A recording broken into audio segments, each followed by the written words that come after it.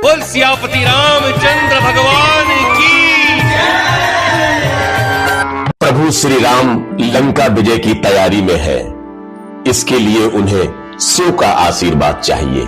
शिवलिंग स्थापना के कर्मकांड के लिए प्रभु श्री राम को एक आचार्य की आवश्यकता है। ऐसा आचार्य जो शैव वैष्णव दोनों ही परंपराओं से परिपूर्ण अवगत हो। अपनी आवश्यकता वह भल्लराज जामवंत को बताते हैं। जामवंत का उत्तर कि प्रभु, इस समुद्र तट के जंगल में सिर्फ पेड़, जानवर और आदिवासी हैं, उन्हें ऐसे किस आचार्य का पता होगा।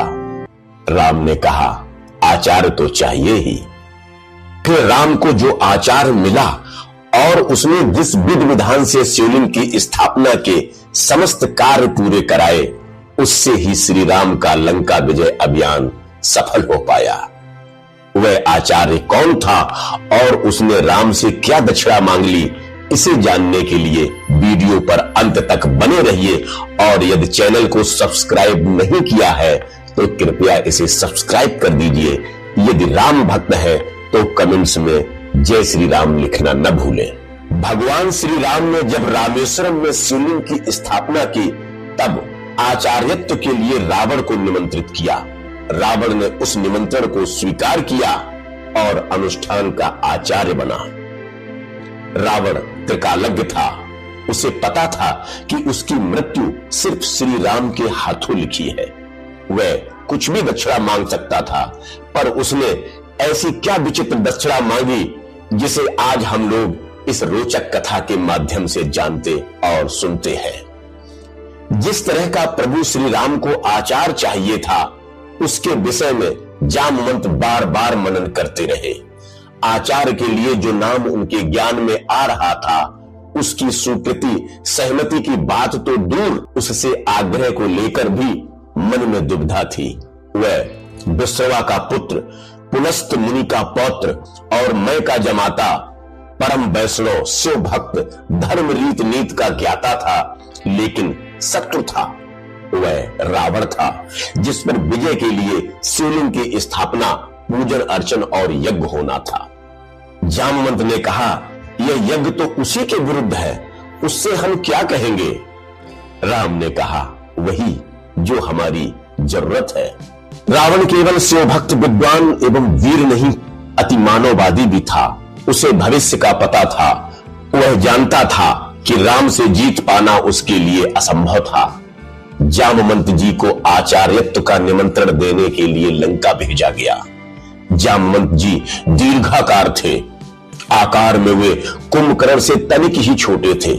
इस बार राम ने बुद्ध प्रबुद्ध, भयानक और बृहद आकार जामवंत को भेजा। पहले हनुमान, फिर अंगद और अब जामवंत। यह भयानक समाचार विद्युत वेग की भांति पूरे नगर में फैल गया। इस घबराहट से सबके हृदय की धड़कनें लगभग बैठ सी गईं। निश्चित रूप से जामवंत देखने में हनुमान और अंगद से अधिक भयावह थे। सागर सेतु लंका मार्ग प्रायः सुनसान मिला। कहीं कोई मिले भी तो वो डर के मारे बिना पूछे ही राजपथ की ओर संकेत कर देते थे। बोलने का किसी को साहस नहीं था। प्रहरी भी हाथ जोड़कर मार्ग दिखा रहे थे। इस प्रकार जामवंत जी को किसी से पूछना नहीं पड़ा। यह समाचार द्वारपाल ने लगभग दौड़कर रावण के पास पहुंचाया। स्वयं रावण उन्हें राजद्वार तक लेने आए। रावण को अभिवादन का उपक्रम करते देख जामवंत ने मुस्कुराते हुए कहा, मैं अभिनंदन का पात्र नहीं हूं, मैं बनवासी राम का दूत बनकर आया हूं। उन्होंने तुम्हें सादर प्रणाम कहा है। रावण ने सबने कहा, आप हमारे पितामह के भाई हैं, इस नाते हमारे पूज्य हैं। आप कृपया अपना आसन ग्रहण करें।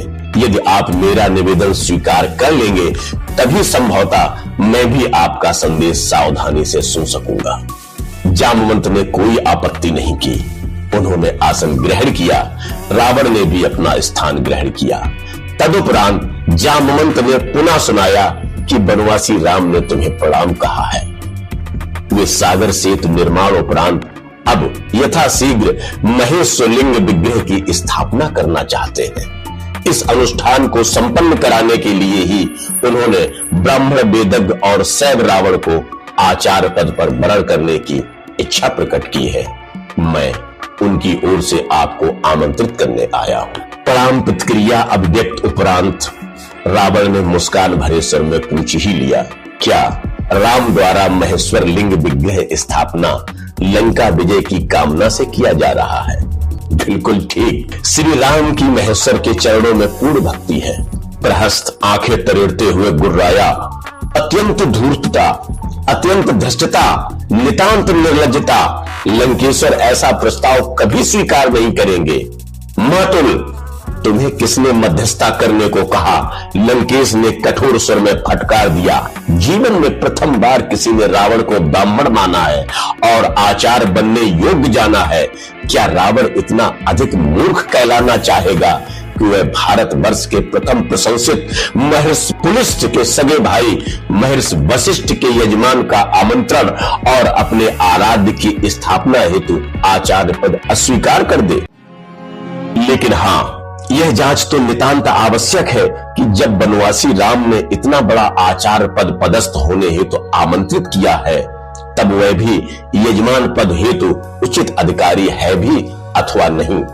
जामवंत जी, आप जानते ही हैं कि त्रिभुवन विजयी अपने इस शत्रु की लंकापुरी में आप पधारे हैं। यदि हम आपको यहां बंदी बना लें और आपको लौटने न दें तो आप क्या करेंगे? जामवंत खुलकर हंसे।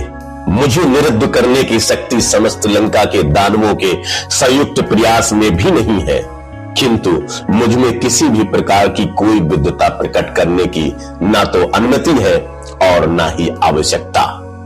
ध्यान रहे, मैं अभी एक ऐसे उपकरण के साथ यहां विद्यमान हूं जिसके माध्यम से धनुर्धारी लक्ष्मण यह 10 वार्ता स्पष्ट रूप से देख और सुन रहे हैं। जब मैं वहां से चलने लगा था तभी से धनुर्धारी लक्ष्मण वीरासन में बैठे हुए हैं। उन्होंने आचमन करके अपने तोड़ से पाशुपतास्त्र निकालकर संधान कर लिया है और मुझसे कहा कि हे जामवंत, रावण से कह देना कि यदि आप में से किसी ने भी मेरा विरोध प्रकट करने की चेष्टा की तो यह पाशुपतास्त्र समस्त दानव कुल के संहार का संकल्प लेकर तुरंत छूट जाएगा। इस कारण भलाई इसी में है कि आप मुझे अविलंब वांछित प्रत्युत्तर के साथ सकुशल और आदर सहित धनुर्धर लक्ष्मण के दृष्टिपथ तक वापस पहुंचाने की व्यवस्था करें। उपस्थित दानवगण भयभीत हो गए। प्रहस्त का शरीर पसीने से लथपथ हो गया। लंकेश तक कांप उठे। पाशुपतास्त्र महेश का यह अमोघ अस्त्र तो सृष्टि में एक साथ 2 धनुर्धर प्रयोग में ला ही नहीं सकते। अब भले ही वह रावण मेघनाथ के तोड़ में भी हो, जब लक्ष्मण ने उसे संधान स्थिति में ला ही दिया है तब स्वयं भगवान शिव भी उसे उठा नहीं सकते। उसका तो कोई प्रतिकार है ही नहीं। रावण ने अपने आप को संभालते हुए कहा, आप पधारे। यजमान उचित अधिकारी हैं, उसे अपने दूत को संरक्षण देना आता है। राम से कहिएगा कि मैंने उसका आचार्यत्व स्वीकार किया। जामवंत को विदा करने के तत्काल उपरांत लंकेश ने सेवकों को आवश्यक सामग्री संग्रह हेतु आदेश दिया और स्वयं अशोक वाटिका पहुंचे। जो आवश्यक उपकरण यजमान उपलब्ध न करा सके उसे जुटाना आचार्य का भी परम कर्तव्य होता है। रावण जानता है कि बनवासी राम के पास क्या है और क्या होना चाहिए। अशोक उद्यान पहुंचते ही रावण ने सीता से कहा कि राम लंका विजय की कामना हेतु समुद्र तट पर महेश्वर लिंग विग्रह की स्थापना करने जा रहे हैं और रावण को आचार्य वरण किया है। यजमान का अनुष्ठान पूर्ण हो यह दायित्व आचार्य का भी होता है। तुम्हें विदित है कि अर्धांगिनी के बिना गृहस्थ के सभी अनुष्ठान अपूर्ण रहते हैं। विमान आ रहा है, उस पर बैठ जाना।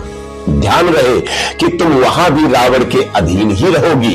अनुष्ठान समापन के उपरांत यहां आने के लिए विमान पर पुनः बैठ जाना। स्वामी का आचार्य अर्थात स्वयं का आचार्य यह जानकर जानकी जी ने दोनों हाथ जोड़कर मस्तक झुका दिया। स्वस्थ कंठ से सौभाग्यवती भव कहकर रावण ने दोनों हाथ उठाकर भरपूर आशीर्वाद दिया। सीता और अन्य आवश्यक उपकरण सहित रावण आकाश मार्ग से समुद्र तट पर उतरा। आदेश मिलने पर आना कहकर सीता को उसने विमान से ही छोड़ा और स्वयं राम के सम्मुख जा पहुंचा। जामवंत का संदेश पाकर भाई मित्र और सेना सहित श्री राम स्वागत सत्कार हेतु पहले से ही पधारे थे। सम्मुख होते ही बनवासी राम ने आचार्य दशग्रीव को हाथ जोड़कर प्रणाम किया। दीर्घायु भव, लंका विजयी भव, दशग्रीव के आशीर्वचन के शब्द ने सबको चौंका दिया। सुग्रीव ही नहीं, विभीषण की भी उसने उपेक्षा कर दी, जैसे वह वहां हो ही नहीं। भूल शोधन के उपरांत रावणाचार्य ने कहा, यजमान अर्धांगिनी कहाँ है?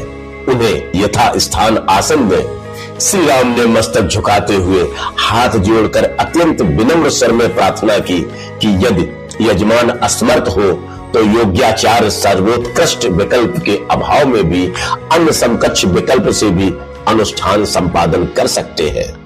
अवश्य अवश्य, किंतु अन्य विकल्प के अभाव में ऐसा संभव है, प्रमुख विकल्प के अभाव में नहीं। यदि तुम अविवाहित, विधुर अथवा परित्यक्त होते तो संभव था। इन सबके अतिरिक्त तुम सन्यासी भी नहीं हो और पत्नीहीन वानप्रस्थ का भी तुमने व्रत नहीं लिया है। इन परिस्थितियों में पत्नी रहित अनुष्ठान तुम कैसे कर सकते हो? राम ने कहा, कोई उपाय आचार्य? रावण ने कहा, आचार्य आवश्यक साधन उपकरण अनुष्ठान उपरांत वापस ले जाते हैं। स्वीकार हो तो किसी को भेज दो। सागर सन्निकट पुष्पक विमान में यजमान पत्नी विराजमान है। श्री राम ने हाथ जोड़कर मस्तक झुकाते हुए मौन भाव से इस सर्वश्रेष्ठ युक्ति को स्वीकार किया। श्री रामादेश के परिपालन में विभीषण मंत्रियों सहित पुष्पक विमान तक गए और सीता सहित लौटे। अर्धयजमान के पार्श्व में बैठो अर्धयजमान, आचार्य के इस आदेश का वैदेही ने पालन किया। गणपत पूजन, कलश स्थापना और नवग्रह पूजन के उपरांत आचार्य ने पूछा, लिंग विग्रह यजमान? यजमान ने निवेदन किया कि उसे लेने गत रात्र के प्रथम पहर से पवन पुत्र कैलाश गए हुए हैं, अभी तक लौटे नहीं, आते ही होंगे। आचार्य ने आदेश दिया, विलंब नहीं किया जा सकता। उत्तम मुहूर्त उपस्थित है, इसलिए अविलंब यजमान पत्नी बालू का लिंग विग्रह स्वयं बना ले।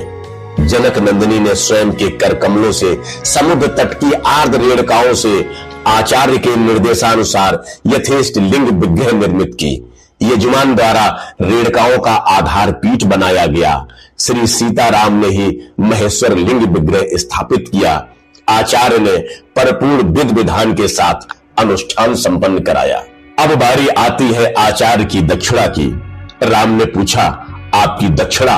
पुनः एक बार सबको आचार्य के इन शब्दों ने चौंकाया। रावण ने कहा, घबराओ नहीं यजमान, स्वर्णपुरी के स्वामी को दक्षिणा में संपत्ति नहीं चाहिए।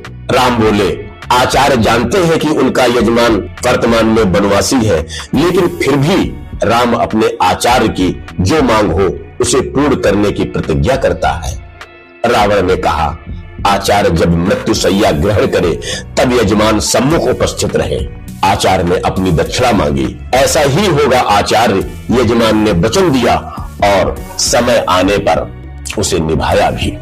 रघुकुल रीत सदा चल आई, प्राण जाए पर वचन न जाई। यह 10 वार्ता देख सुनकर सभी ने उपस्थित समस्त जन समुदाय के नयनाभिराम प्रेमाश्रु जल से भर गए।